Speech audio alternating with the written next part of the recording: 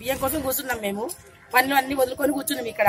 మళ్ళీ మేము పని చేసుకోవాలన్నా బియ్యం కోసం కూర్చోవాలన్నా మాకు మున్పటి ఎట్లుందో అట్లనే ఇవ్వాలి. మాకు మా పిల్లలు చిన్న వాళ్ళకి అందరూ వదిలిపెట్టుకుని వచ్చి కూర్చుంటాం మేము. మాకు తంపు మా వల్ల అయితలేదు. ఆయన గంట సేపు చేస్తున్నాడు. ఆయన పాప ఆయన అయితే ఏం చేస్తాడు? ఆయన కూడా మా కోసం మీరు తిప్పలు పడుతున్నాడు. కానీ వస్తలేవు. ఏం చేస్తాం మీకు? ఆ సిస్టమ్ తీసేయండి. మా వల్ల అయితే అయితలేదు.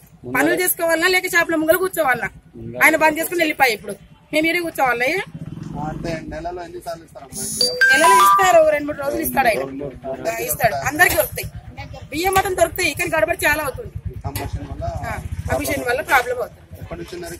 మేము పొద్దున 6:30 నుండి ఉన్నా.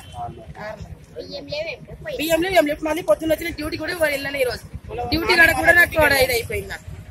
నేను మా భర్త కూడా లేడు తెలుసా. మళ్ళీ ఏమంటారు, చుట్టూ ఉన్న వాళ్ళు ఏమంటున్నారు, మీ మగవాళ్ళకి తీసుకొని రండి. లేని మగవాళ్ళకి ఎక్కడికి వెళ్తే ఇవ్వాలి మేము? నా కొడుకున్నాడు, వాడు చిన్నవాడు. వాడేం చేస్తాడు? కొడుకుంది.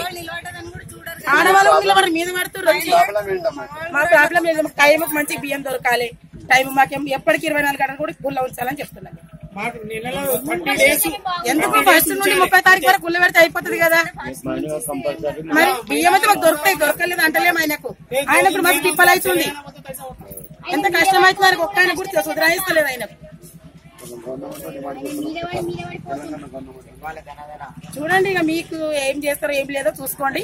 మాకు మాత్రం కంపల్సరీ బియ్యాలు రావాలి. మాకు మున్పటి ఉండాలి. మాకు ఈ తంపు గింబాన్ని మొత్తం తీసేయండి. మాకు